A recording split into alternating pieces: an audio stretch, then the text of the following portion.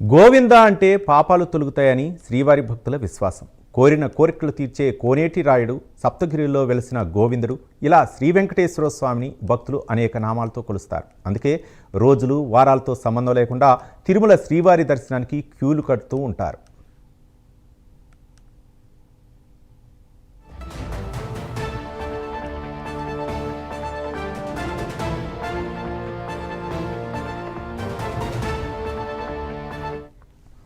ఇక భక్తుల రద్దీకి తగ్గట్టుగానే ఆపతుల మొక్కుల వాడి ఆదాయం కూడా అంతకంతకు పెరుగుతోంది.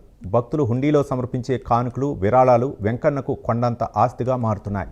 సామాన్యుడి నుంచి సంపన్నుడి దాకా తమకు తోచినంత ముడుపులు కట్టి వెంకన్న హుండీలో సమర్పిస్తున్నారు. భక్తులు భక్తితో సమర్పించిన హుండీ కానుకలు రికార్డులను బద్దలు కొడుతున్నాయి.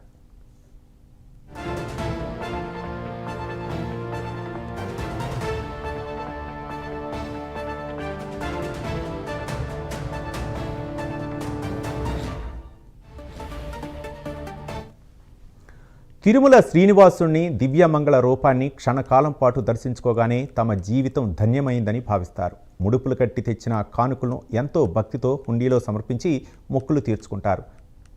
నిత్యం వేలాదిగా తరలివస్తున్న భక్తులు వెలకట్టలేని కానుకలను సమర్పిస్తున్నారు. దీంతో తిరుమల శ్రీవారికి రికార్డు స్థాయిలో హుండీ ఆదాయం నమోదవుతోంది. తాజాగా మరోసారి హుండీ ఆదాయం ఒక్కరోజే 5 కోట్లు దాటింది. జూలై 28 సోమవారం ఒక్కరోజే 77,044 మంది భక్తులు శ్రీవారిని దర్శించుకోగా, వారు సమర్పించిన కానుకలతో ఒక్కరోజు హుండీ ఆదాయం 5,44,00,000 రూపాయలు వచ్చినట్లు టీటీడీ వెల్లడించింది. జూలై నెలలో ఒక్కరోజులో ఇంత భారీ మొత్తంలో కానుకలు రావటాన్ని విశేషంగా చెబుతున్నారు టీటీడీ అధికారులు.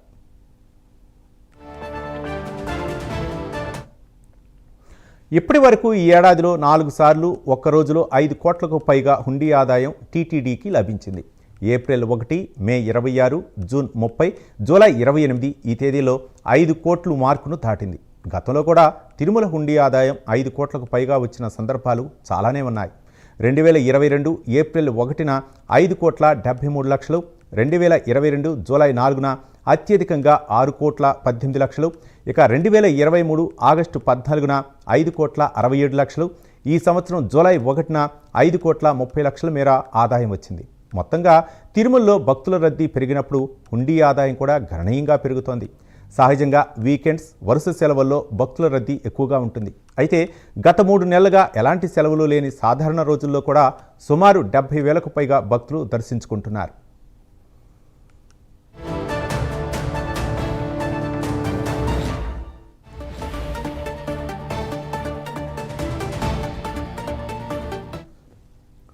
తిరుమలలో ఈ ఏడాది జనవరి నుంచి జూలై వరకు 7 నెలల కాలంలో శ్రీవారిని సుమారు 1,52,00,000 మంది భక్తులు దర్శించుకున్నారు.